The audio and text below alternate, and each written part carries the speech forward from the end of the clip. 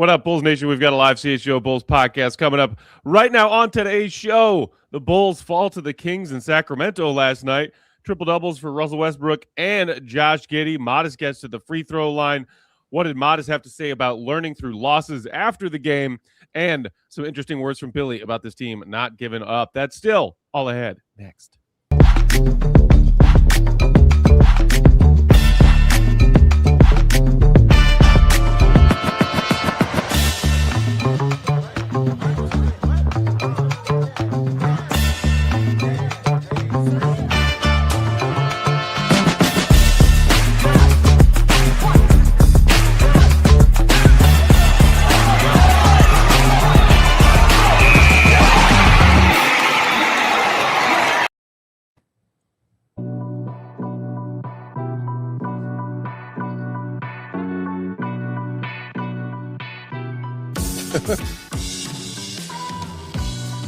What's going on, Bulls Nation? Welcome into the CHGO Bulls podcast. Coming to you live from various locations. I'm Peck, Bulls_Peck. Hanging out in my neck of the woods on the north side. Big Dave holding it down in that CHGO Xfinity loft in our West Loop offices. Bow, BAWL Sports. Will Gottlieb, Will_Gottlieb, still out on the West Coast, working hard as the Bulls are in between games 2 and 3 of this 5-game trip. Goat, you looking good, buddy. We missed you. How are you, man? I missed you guys. It was it got good to me that I could come see you guys at halftime. I missed that. I know, man. I know. And I feel like, you went straight from the airport to the Sun Stadium for less than on Thursday afternoon.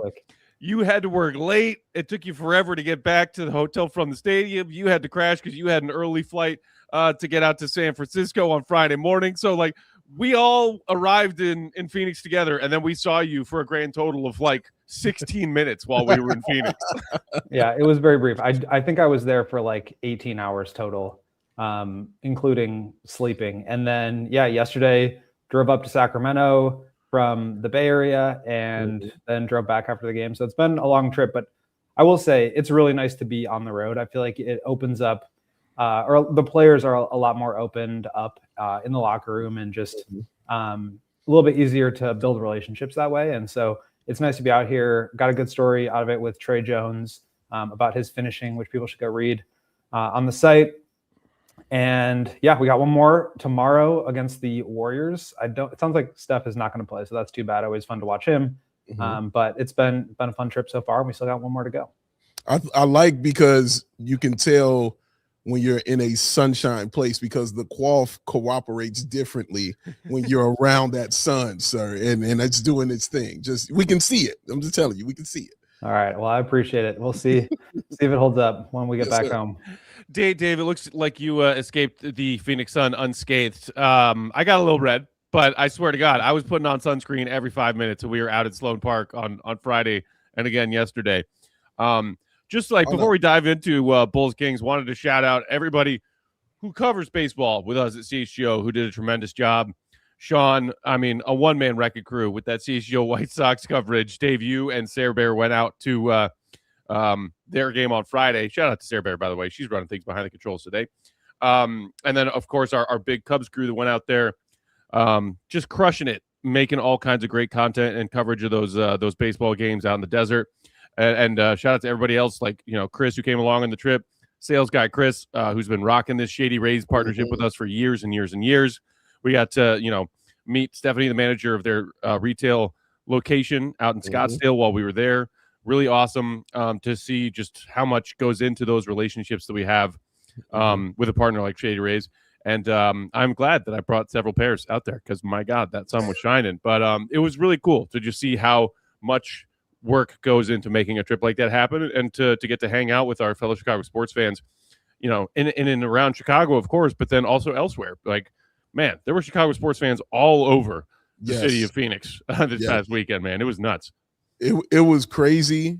It was amazing. As far as everybody that we went on the trip with, Matt, you're right. Everybody, it was really dope to see everybody kind of have the same mindset because everybody was real positive. Everybody was real determined.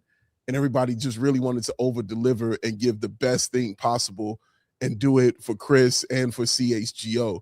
I can't say enough about Sarah and what she was doing and how she did it and how she just, I mean, it was incredible to sit back and just literally watch her. Like sometimes I would just sit and watch her just coordinate things and put it together and just listen to how she spoke to people and how she put it together. Like the work ethic is crazy.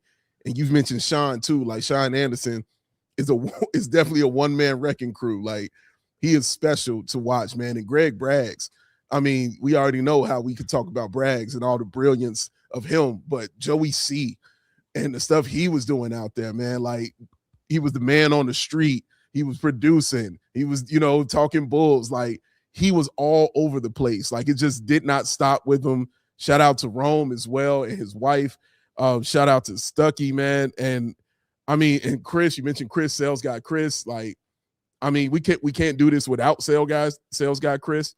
And what he was doing out there with Shady Rays and putting that together. Shout out Poor Decisions as well. What a great plays. Brendan Miller was out there. Shout out to his pops, who they look like twins together. They are awesome individuals, man. They were really cool. Shout out to the people we met, the Jorge and Corey, and all those people that we met out there and all the sponsors that we met. Shout out to my nephew, CJ, and his wife, Alyssa, who I got to go sit and hang out with as well, man. But it was just a really beautiful trip, like honestly, like, and being able to get all that work done was just really great to see. Like it was really fun.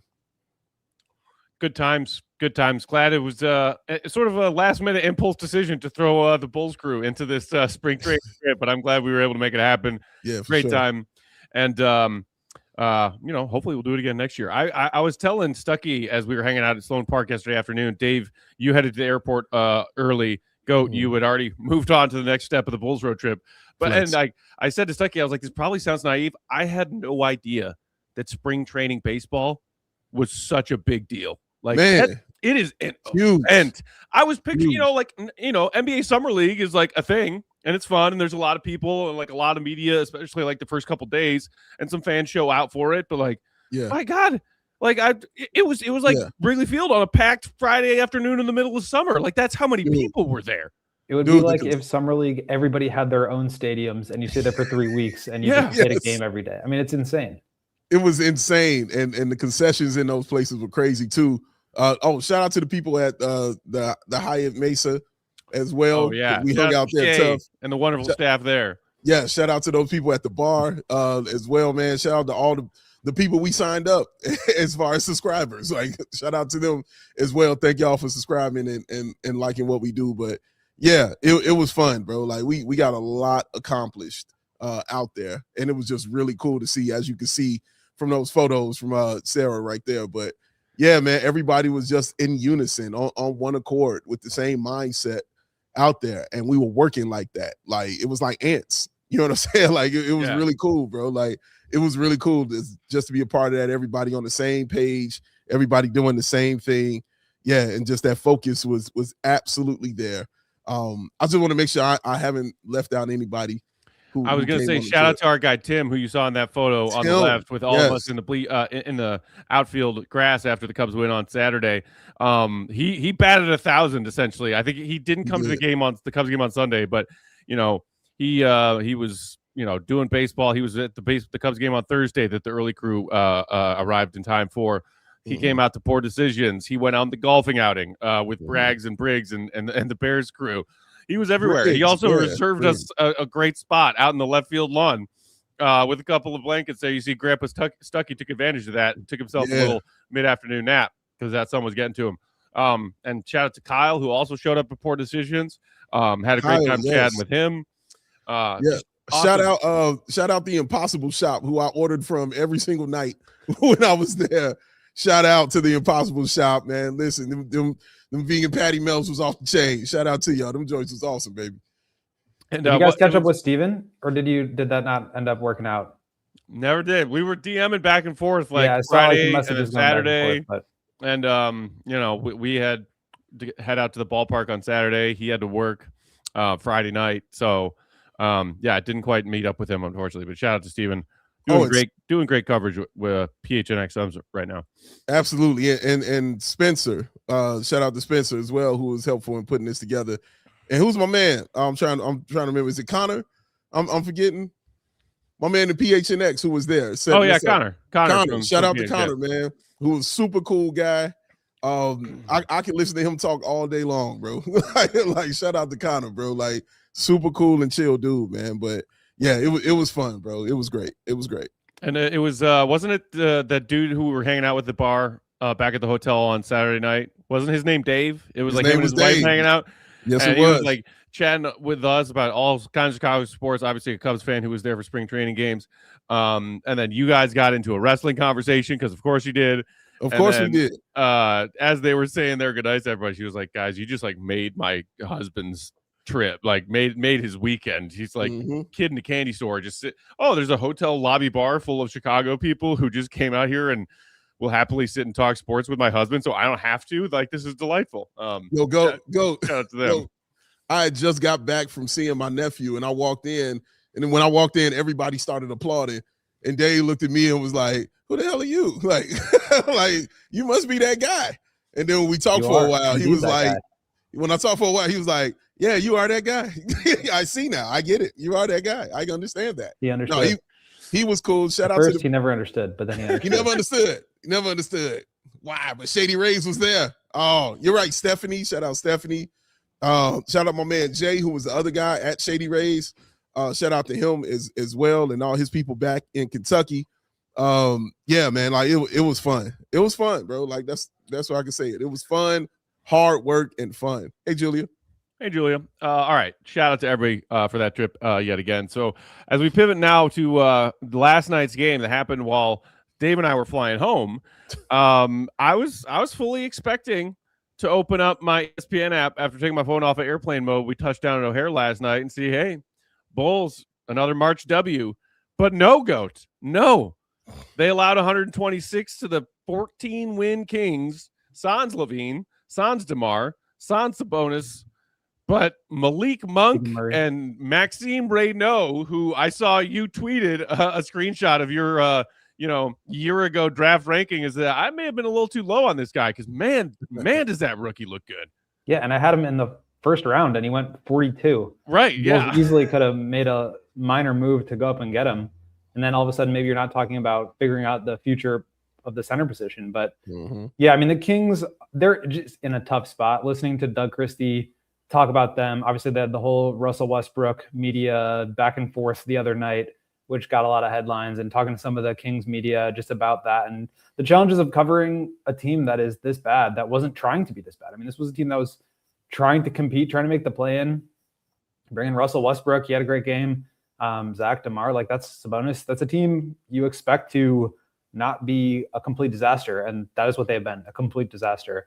And so I too was just absolutely expecting, the Bulls to win. That would have been 3 out of 4. That would have been 2 in a row. In a part of the season that just would not make any sense to be winning that kind of a game. So you look at the outcome, and we can talk more about the game, but my overarching thought about it, and I wrote about this last night. I know Julia Poe wrote about it last night for the Tribune, and we were talking about it the whole game. Like, does it make sense to still kind of critique the direction of the team after losing a game that they absolutely needed to lose?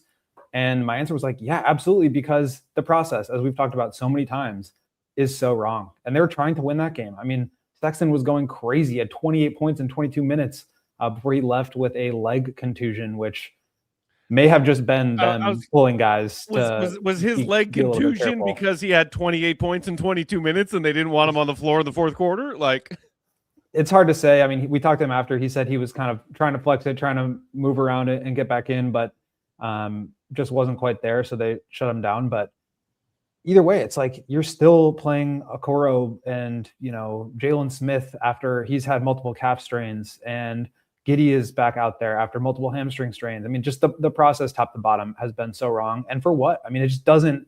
There's no reason to be operating this way when you've already packed it in, when you've already traded away all your guys, and when you're already 5.5 games out of the 10th spot. I mean, there's just no reason to be behaving this way, because it's in direct conflict with what is best for this team. And if you're talking about getting out of the middle and trying to reset course, you got to do what's best for the team. This is not that. I know I got more thoughts on it. I know we got to take this break. So I'll just say on this one, I continue to think about what Goat said and what he just said right there is that process of this team. And I see it so much now when I sit and watch this game, just how they're going about it, man. They are trying to win. They are focused on trying to get to that play-in, bro. And they're just getting these losses and sometimes these wins, which is keeping them right there in the middle because that's just what it is. So, yeah, but I got more to say. We got a break, though. All right, yeah, we'll knock out our first ad break there. Still lots to get to on this Bulls-Kings game from last night. On the other side of the break, we could talk Matas. We could talk Giddey's triple-double. We're also going to hear from Matas and Billy Donovan after the game. So stay right there. Hit that like button if you're hanging out with us in that chat. We appreciate you. We say we got a super chat on deck. We'll get to that as well. Hit the like button. It's free. BRB. 5 years, ladies and gentlemen, 5 years. The hand can only hold 5. If you see somebody with 6 fingers, call the authorities immediately and tell them they are not Xfinity people. All right. But with Xfinity, 5-year price guarantee. It will not change. I could have stayed at home and used my Xfinity Wi-Fi, but I said, I want to be in the Xfinity lounge. I want to be bathed in the Xfinity. I wanted to hit me inside from tip to tail. All of Xfinity, I will bask in. All your devices working in perfect harmony for 5 whole years. Best part, no annual contracts, no hidden fees, and Xfinity's best equipment is included. I love it. Peck loves it. Goat loves it. Sarah Bear loves it. It's official. Lock in your price and unlock the possibilities with Xfinity. Learn more at Xfinity.com. Xfinity, imagine that. Select plans only. Restrictions apply. CHGO Bulls also brought to you by Old National Bank. Whether on the field or on the hardwood or in your financial life, the best teams win by delivering excellence at every level. Listen up, AK. At Old National Bank, they believe every play matters. From everyday checking to long-term planning and commercial banking, their team is here to build momentum and help you keep that ball moving forward. It all starts with a plan tailored for you by professionals that you can trust. From simple tasks to bigger financial moments, you can count on Old National Bank to coordinate your needs with steady, knowledgeable guidance that bring clarity and confidence to each and every step. It's a partnership designed to help you feel supported, not just today, but well into the future. So whether you're celebrating a win, rebuilding after a tough loss, or gearing up for whatever may come next, they've got your back with tools, insights, and an expert crew that's always in your corner. Old National Bank, member FDIC, where relationships and results matter. CHGO Bulls pod rolling along on Monday afternoon. Thanks for being here with us, Bulls Nation. Hit that like button if you didn't do it during the ad break. Quick shout out before we dive back into Bulls Kings to one of our ride or dies. It's Kimberly throwing us a super chat. Appreciate you, Kimberly, saying 2 margs at Target Center, and I almost bought season tickets. Watching Anthony Edwards is special. Let's go tank for a star. Clearly went first and foremost to see our guy Ayo Dosunmu, who is, of course, Kimberly's, I think, maybe favorite player of all time ever of any sport. Safe bet. But yeah, you also get to watch Ant. And well, the Bulls secured a big L last night to those ends of ideally jumping up into the top 4 of this upcoming stacked draft class. So with that, as far as how the Bulls came about this L last night, gentlemen, I watched the game this morning, and it's something that you talked a lot about early on this season, Goat, is like winning the possession battle and whether or not that was something they could consistently do given the pace at which Billy wants to play, given the propensity for turnovers because of the pace. And the Bulls' pace has sagged a little bit. And now, of course, with all the disjointed pieces post-trade deadline, it's not exactly the same system that they're running. And a lot of it is just sort of helter-skelter. But, 14 turnovers isn't a ton, but that was their turnover number last night. Sacramento only turned the ball over 4 times. So they lost the turnover battle by 10. They also allowed Sacramento to crash the offensive glass. They had like 13, 14 offensive boards. And so the Bulls end up taking 84 shots to Sacramento's 105. Yeah, I mean, the offensive rebounds, that was something that Billy talked about at the end of the game. The turnovers you mentioned, I mean, 14-3 is like, it's going to be tough to win. And then that's what turns into the field goal disparity.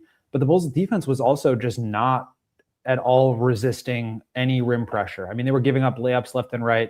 And that's part of the offensive rebounds too. So that just wasn't, and again, it's like if they were sitting, some of these veterans and playing Dillingham and Leonard Miller and, some of these other guys like 30 minutes a game, and they were having these problems, it would be no problem. This is like the guys that the team is talking about as being the future franchise players. I mean, Giddey was out there, Matas was out there, Jalen Smith, Okoro. Those are the guys that Arturas pointed out in his post-deadline availability of being the core pieces. And they were the ones that were getting smoked by the Sacramento Kings. They were the ones that were giving up the offensive rebounds and giving up the shots at the rim. And again, I feel like I want to just keep hitting on this process piece because it's really, I think, the only thing that matters at this point. And I know a lot of people get frustrated with Billy. We'll probably hear, I think, a quote, Matt, of what Billy said about it in terms of trying to win. But this is an organizational failure from the very top. This is, if ownership was telling management, you have to lose games, you have to play those guys would be playing. If management had the foresight to say, we know what's best for the team, even though it's hard to stomach watching this, you have to play Rob Dillingham and Leonard Miller 30 plus minutes a game, Billy would be doing that. They're clearly not, because Billy can't make that decision for the organization. He's the head coach. He's the one responsible for the game-to-game stuff. And so this is from the top. This is ownership and this is management. And it's an absolute failure. I mean, this, again, they lost that game. I get it. They're not going to go 0 whatever the rest of the way.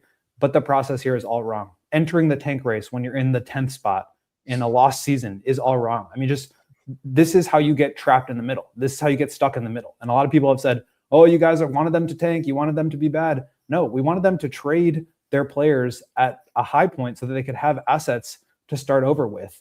And if they had done that 3 years ago when we started talking about it, maybe they'd be on the upswing right now instead of entering a rebuild with no additional assets. This is exactly the same problem that happened in 2018, 2017, 2016, when they started their rebuild with no additional picks.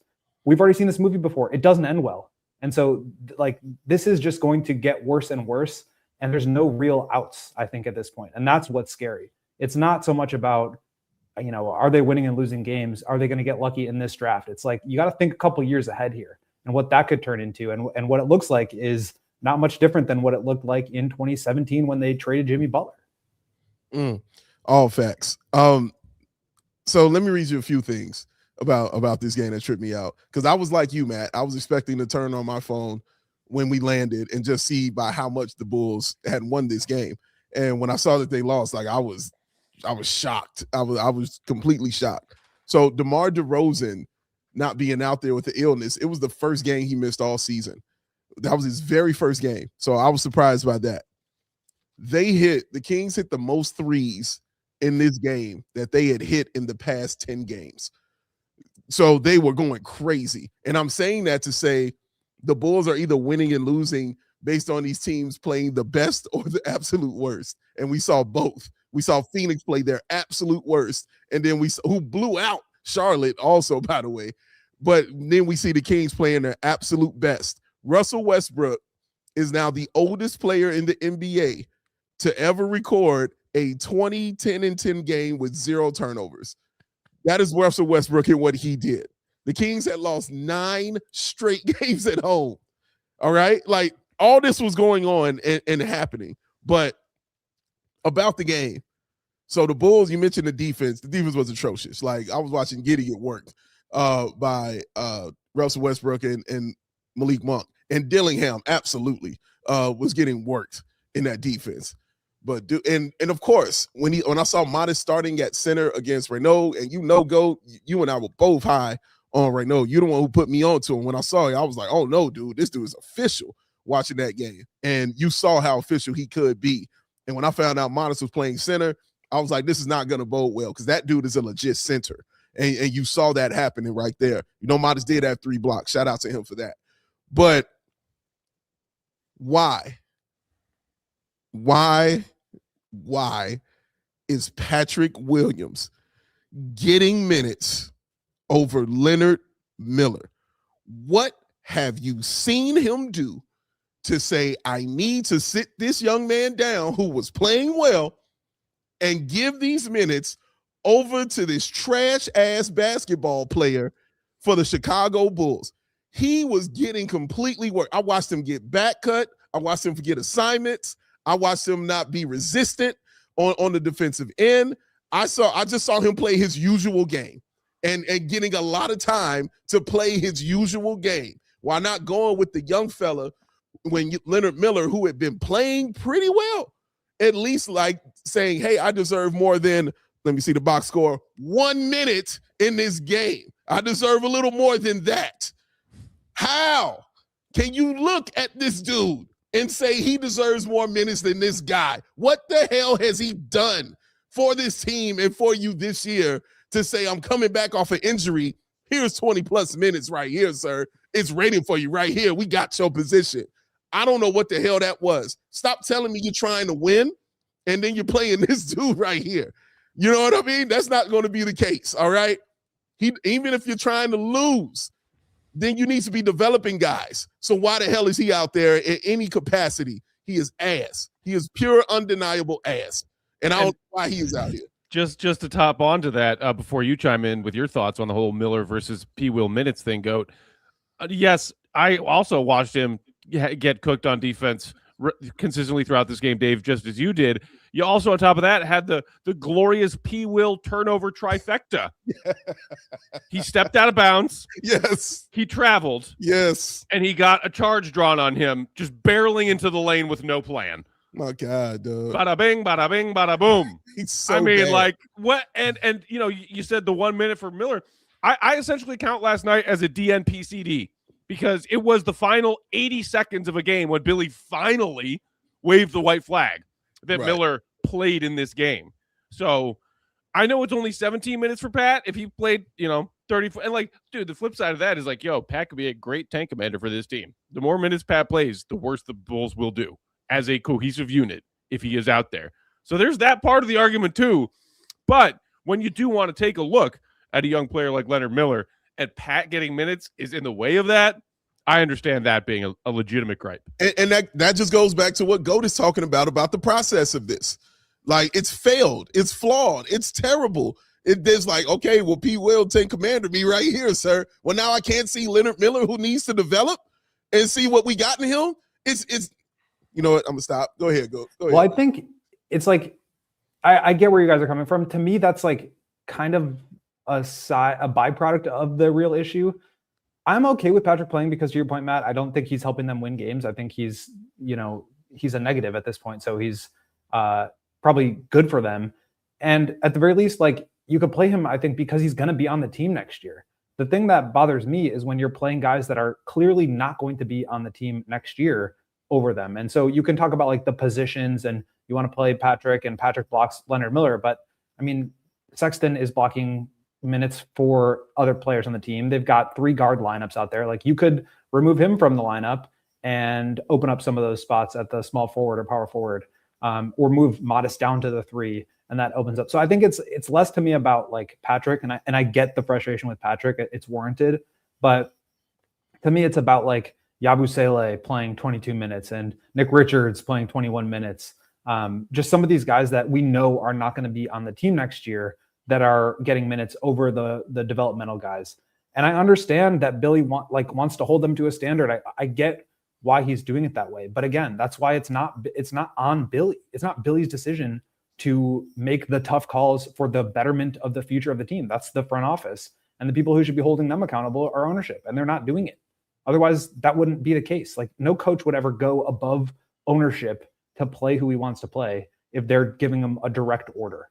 Like, this is not coming down from the top. And so I get people are frustrated with Billy. I get people are frustrated with Patrick. I get people are frustrated with the whole thing. But it's like, ownership has to make that call, and they're not doing it. No, you're right, Goat. But my thing is, I can draw a direct correlation and a clear path to Patrick Williams and Leonard Miller. You can, with Sexton playing, and I agree with you. I'm not saying you're wrong, but I can still see Dillingham for a nice amount of minutes out there on the floor playing the game. And he's dealing with Simons, who's injured, who's not going to be a part of this, so I'm not worried about him. But Leonard Miller, I'm like, I need to see this. Like, I need to watch him develop, and he clearly can't do that with this ass-sized player that is in the way of him being there, which is Patrick Williams. So for me, that's a clear hindrance and heel and a roadblock that I can't get over or maneuver around, whereas I could probably do it with Sexton and these other guys that are playing ahead of him. Because, again, for me, and you can please tell me if it's somebody I'm missing, But I'm just simply looking at Dillingham as far as a guy that I'm like, development, he's got to be a guy to get that like that. But when I'm talking to Leonard Miller, it's clearly because it's Patrick Williams right here, and he don't deserve to be out there. If I know he's going to be here next year, then what the hell is he playing for? Well, I just think that it's so – the positions are so flexible at this point that – and we see so many three-guard lineups that if they wanted to get Leonard Miller and Patrick out there together and play them both 20-plus minutes game, they could figure that out. That's, to me, not the issue, although the result is a problem. The issue is just that there are so many guys here that are soaking up minutes that are just not going to be on the team next year. Agreed. And if they get fully healthy, which may or may not happen with Simons, with Ivy, we're probably not going to see Dillingham either. So, like, it's just the process again and the thought behind some of these decisions that just needs to change. Otherwise, you're going from like the top half of the middle class to the bottom part of the middle class. And that's just like, that's the treadmill of mediocrity right there. Quickly before we break, from the chat, 122 Farragut saying they're hating on P. Will, LOL. The more minutes Matas, I assume you mean Matas, plays, the worse the Bulls will do. Everything you just said about P. Will, you can say about Matas Buzelis.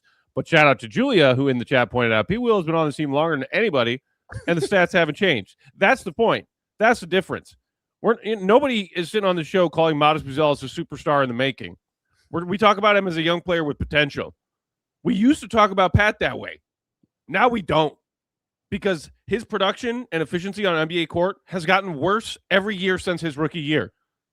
Matas is having a better year too than a rookie year.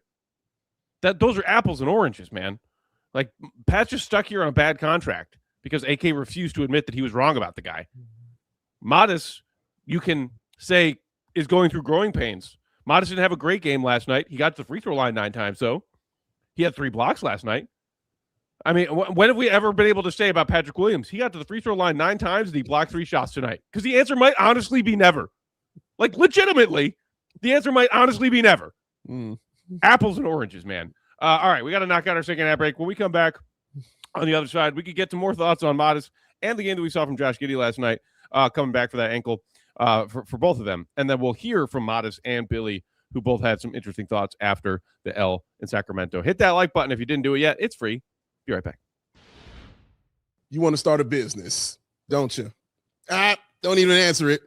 I know the answer. The answer is yes. You would love to start a business. But then immediately that fear sets in. Oh, man, what if it doesn't work? Who do I need to talk to? What connections do I have? What if I'm not as cool as Matt Peck? What if I'm not as sexy as Big Dave? How's it going to work? Shopify. You need to get your money right first before you deal with the others, ladies and gentlemen. Shopify. You need it. It's that e-commerce platform behind millions and millions of businesses around the world and 10% of all e-commerce in the United States of America. Shopify even powers the CHGO merch store. Look at Matt's shirt. Look at my hoodie. Powered by Shopify. Go get you something, man. They got you covered with website creation, product description, email, social media marketing, and much, much more. So turn that big business idea into cold, hard paper with Shopify. Sign up for your $1 per month trial and start selling today at shopify.com/AllCity, shopify.com/AllCity.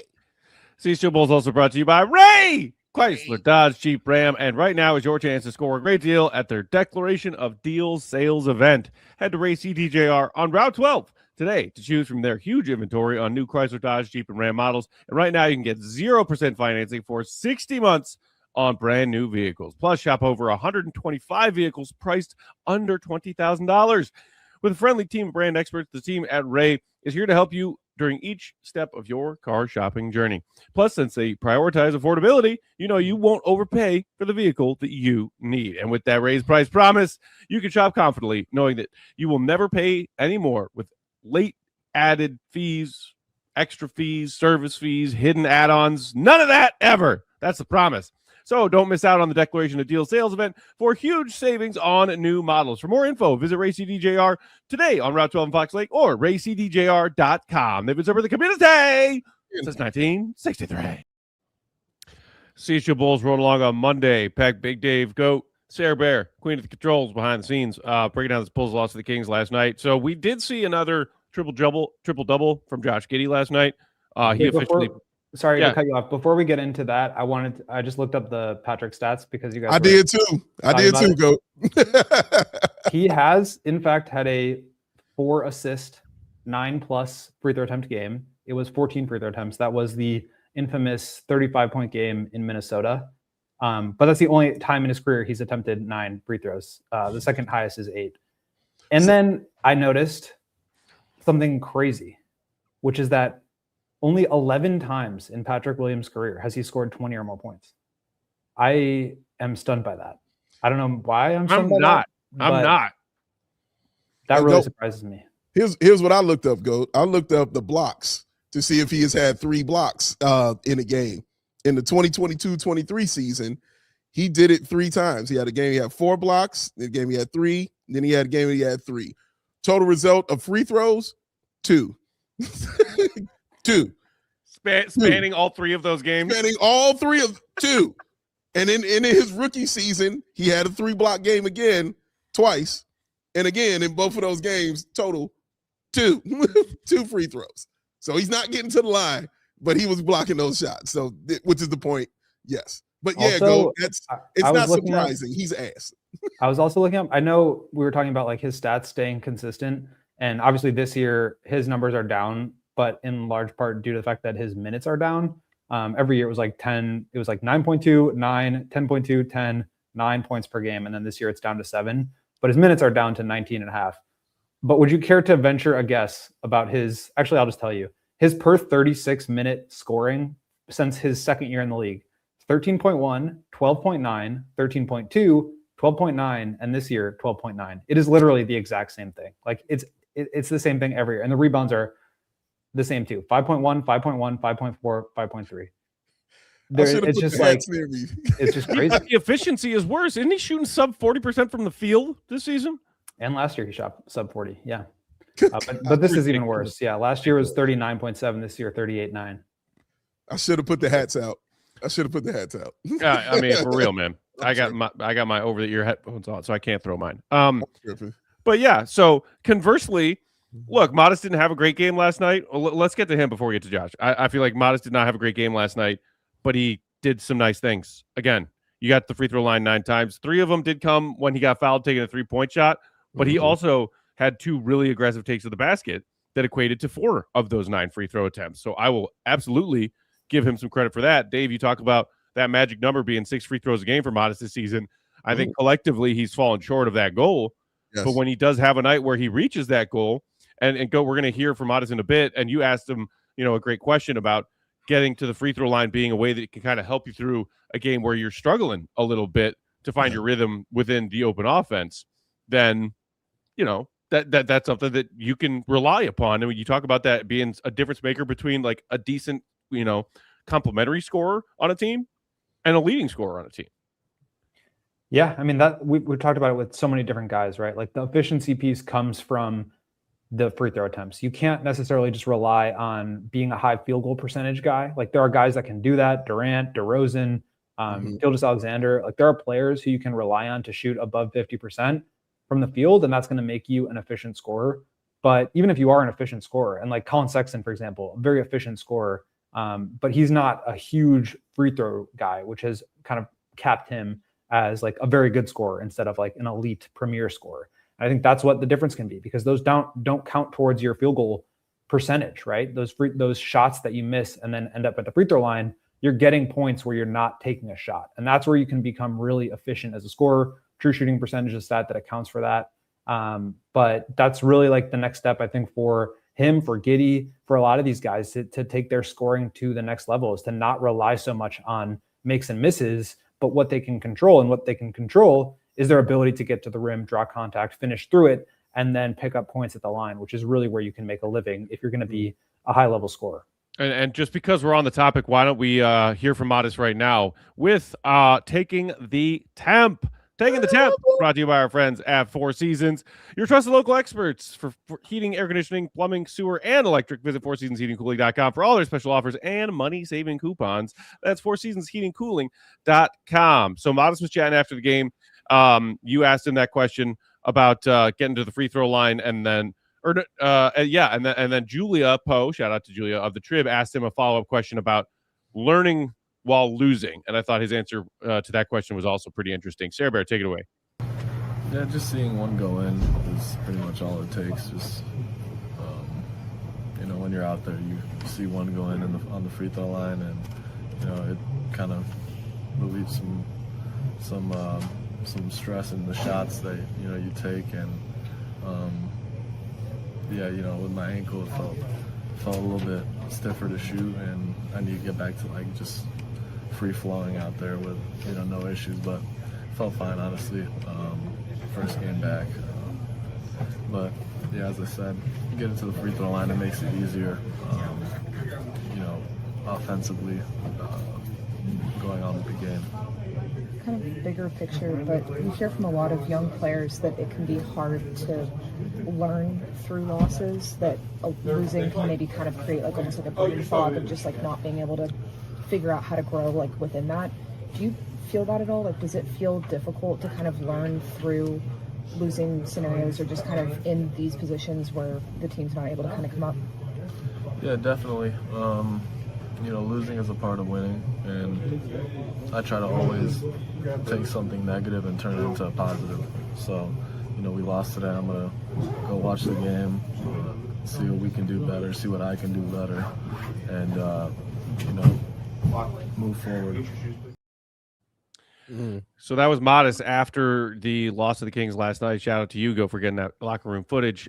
Big Dave, what is the temp read on what you heard there from Matas Buzelis? Obviously, a young player who wants to be winning more games as a part of a team, but also trying to be reflective about his own career path right now. The temp I was reading was, first of all, look at that young man's body language. Mm-hmm. You could see it. All right, this is bad for him. All right, he don't like this at all, bro. The slouching in the chair, the way he's speaking. I mean, you were there. You could tell me if I'm wrong about this, but it just didn't. Man, that didn't look good. You know what I'm saying about him explaining this loss, bro.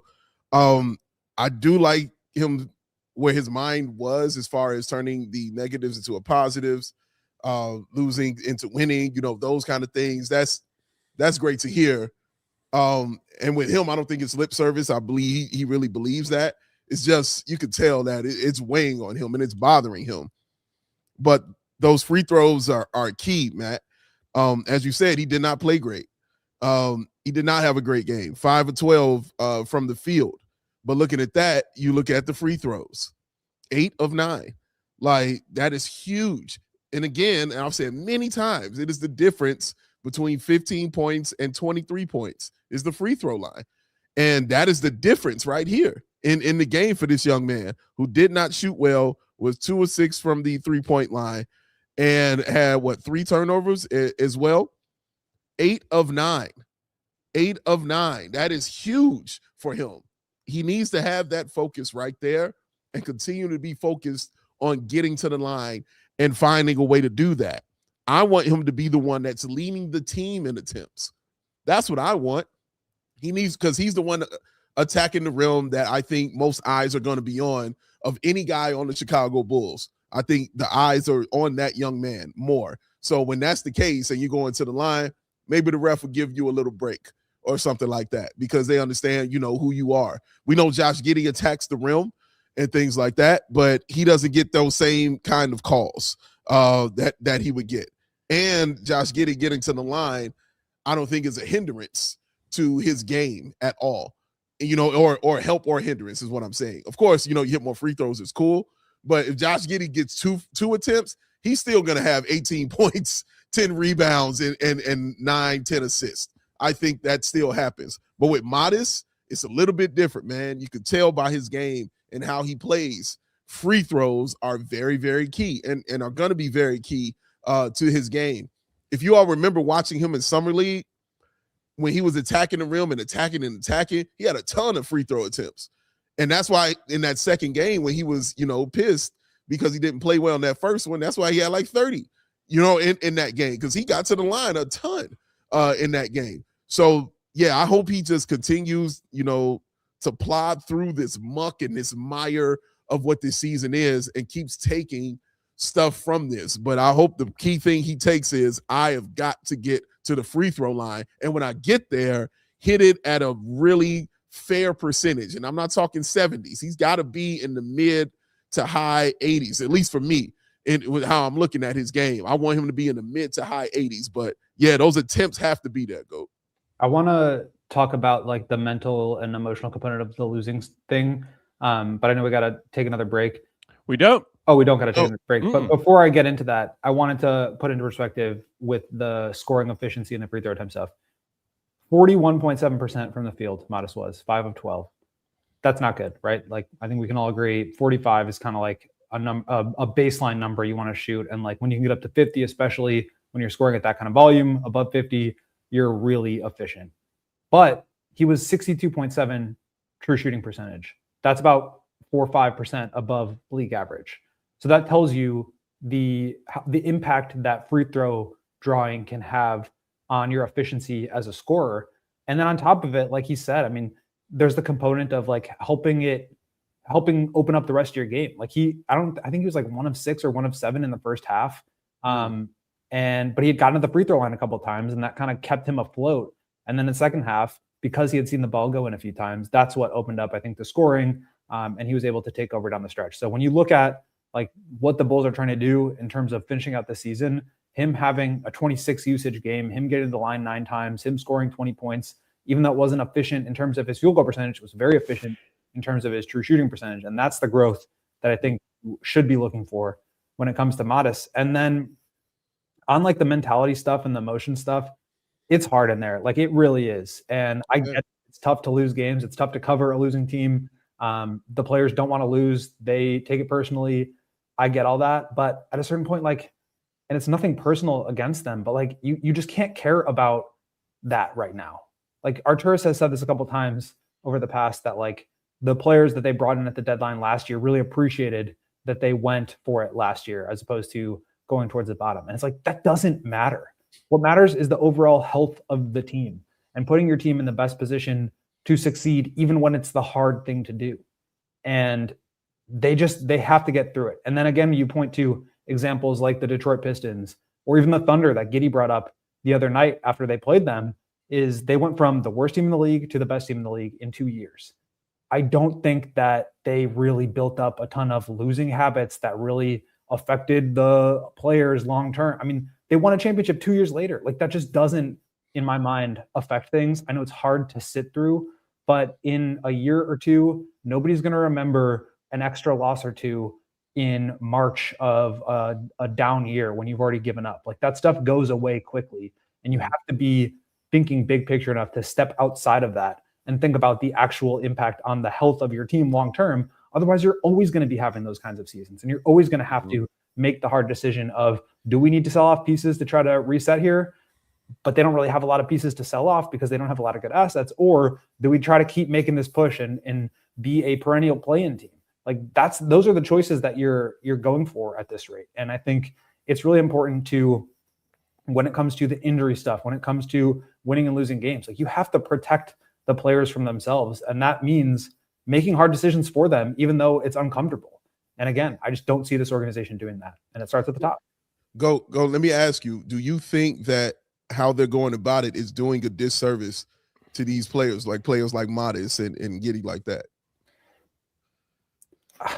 Not really, I guess. Like they're still playing, they're still getting opportunity, but that to me didn't really change. Like they were already getting opportunity. But I think that if Giddey like pings his hamstring again and that becomes a larger issue and he misses time next year, then absolutely that's a disservice to them.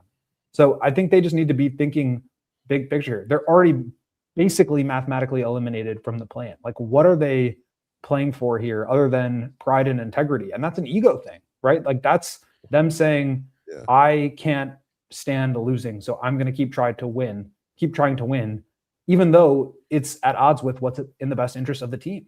So to me, like you just have to put that stuff aside. And people may not want to hear that. People may not like that, but that's what's best for the team. And when you're not doing that, you're not doing what's best for the team. Yeah, I mean, Billy was talking about that very thing after the game last night, on the heels of talking about the fact that he thinks the team chemistry has been really strong given everything that they've been going through, the new faces, the changes, the month of nothing but losses. and saying, well, hey, we're still not, we're still not giving up on this, much like Trey Jones said after they beat the Suns on Thursday. And then we talked about that on our show Friday. Sarah Bear, why don't you go ahead and play that little bit of Billy after last night's loss to the Kings? I don't know. Listen, I think we all know with the transition that we had to go through in terms of trying to get everybody on the same page and then having the injuries that we had to go through, and then dropping the number of games we dropped, we certainly dug ourselves a hole, right? But I think that, Trey's point is you're mathematically still alive. And as long as you're mathematically still alive, we're going to, obviously try to make a push for something like that. I mean, I think these guys have worked hard. The chemistry in terms of being a new team has been really, really good. These guys have been really, really professional. I think it's been a lot for them to handle, especially coming into a totally different system, style, terminology, all that kind of stuff that they've had to acclimate to. So, I mean, any loss for us is going to be a huge setback. It just is, right? Because we don't have a lot of room, on the margins, So, and even if we were fortunate enough to win the game tonight, you still don't have a lot of room. That would have put you close. But we're going to obviously have to win games and hope some teams lose games too, right? But I think that the mentality in that locker room is that those guys are trying to do everything they can to win. I mean, you're right, Goat. It's a hard spot for a head coach, his staff, and their players to be in right now at this point of a lost season, as you described it accurately. It's a weird thing to hear for fans of the team who are sitting at home saying, oh my God, we really did not need that W in Phoenix on Thursday. And then, oh wow, we were dreading another W against the Kings, but we found a way to lose. All right. He said, we need to win some games, and then we also need to lose some games. And I think a large portion of the fan base right now, not all, I know not all. I know some Bulls fans still hate the idea of tanking and think it won't work and doesn't work and losing culture, losing mentality, whatever. I've heard the argument. I disagree with it. A lot of fans are saying, no, we need L's and we need some other teams to be doing some winning. And so they're just like completely contradictory ideologies between what a lot of people think is in the best interest of the future of this organization and what the coach is saying at the podium after a loss. And how much easier would it be on the coach if the answers were just, yeah, we're at this point in the season, it's looking extremely unlikely that we're going to be able to make the playoffs. We have some young guys on the roster. We have a lot of decisions to make in terms of expiring contracts. So we want to get a look at some of the young players that can be a part of our future. That's a clear, concise, articulate answer that clarifies the direction of the team, as opposed to we're selling off all of our players. We're bringing in new vets and they're playing. We want to get out of the middle, but we're not going to look like we're losing game. It's just like none of it computes because it doesn't make sense. Like, I don't know if I've said this on the show or not, or said it off the show, but it's like trying to rationalize this is impossible because it's irrational. I'm like trying to twist myself into a pretzel, trying to make sense of this. It just doesn't make sense. And that's really what it comes down to, is that I think they made decisions to try to correct the direction of the team. And they brought in some players that maybe they wanted to try to flip, but weren't able to. Maybe they do feel like can be a part of their future. And they think that they got themselves to a position where their talent is such that it's just going to be hard to win games, but they're still going to go out there and try so that they can hang on to this level of competitive integrity, or so that they can avoid looking like they're a tanking team to not be fined by the league. It's really just falling flat, because what's happening is they are going to end up with the 9th lottery odds instead of the 11th lottery odds where they've been the last couple of years. And it's just not meaningful. It's not changing your trajectory as an organization. And at that point, like, why trade those guys? Why get rid of Kobe White and Adesanya and Vooch? Like, they probably would have ended up in a similar spot, maybe one spot worse, but you have still players on the team that the fans are attached to. You have still players on the team that you feel like you can build with. Like, I just don't really, it doesn't make sense. I think that's really what it comes down to, is it just doesn't make sense as an organizational philosophy, and trying to make sense of it is a fool's errand, because it's just something that inherently is conflicting. Yeah, that's the issue, Goat. Like, it just does not make sense. It just sounds like guys are on different pages. And you know the analogy of, like, it's like baking a cake and you're putting the cake in the oven, and then 30 minutes through you take it out and then you change the temperature and you put it back in, and you're expecting that, hey, this cake is going to be great. and then it's or you like burned. forgot the eggs, and so then you just You're crack right. some eggs You on know the what top I'm of the saying? cake and put it back Like, in the oh, oven man. instead of mixing Dude, it into the batter. Right. We forgot sugar. We forgot to add sugar to this, but it should Pour some still on be top. fine. Right. It still be fine though, right? It could be edible, okay? No, bro. Like, it just doesn't make sense. The road that today, and you're right. You hit some great points as usual, like irrational. You know what I'm saying? Like it will drive you insane trying to get into the mind and figure these things out. But then hearing Billy talk, he just sounds like the coach that is always trying to win. And I'm not saying that as a detriment, but that is what he is. He is trying to win the game. I've said this, like, I'm not bringing Phil Jackson in to a team that's trying to rebuild. He's not built for that. Okay. He's built for winning. That's what he's built for. That's what he wants to do. And that's what he wants to go about it as. That's what Billy's going to do. Billy's going to try to win, bro. That's how he's built. He wants to try to win the basketball game. He sees value all the time in winning. And that's not a bad thing because there's tons of it. There's all kinds of value in winning. But when you've made a quote unquote decision about what your team is supposed to be and how it's supposed to go, then it doesn't work. Then pieces start to not fit. Then things start to not be understood. And then when your coach is saying these things and then your organization is doing another, it just looks like none of it works and nobody's on the same page. At least from the outside looking in, that's how it looks. But I think that the distinction that I'm trying to make here on this show is that I get what you're saying, and I agree to a certain extent. Like, it's not in Billy's DNA to take a step back.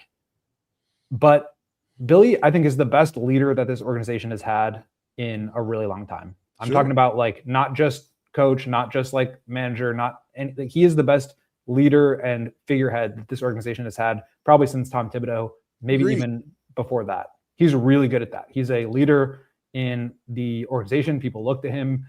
He can handle anything. Like, he's a absolute pro at that. And so I don't think it's smart to get rid of a person like that, a leader like that, just because it is in conflict with what's best for the team at this point. That's because it's on the ownership and on the management group to determine the direction of the team. And they do, like, again, Billy's not going to go against orders. If ownership was making those demands about what direction the team needs to go, he would be following orders because that's his job. And he's there to do his job. And what his job is right now is to try to win games. That's the problem. And so I don't think this is a Billy problem. I think it's an ownership problem. I think it's a management problem. And that's really, I think, the whole point of that I'm trying to get across. That was the point of the article that I wrote today. It's like, I get people are frustrated with Billy. I understand that. I think losing him would be a real disaster because you're probably not going to find someone better than him anytime soon.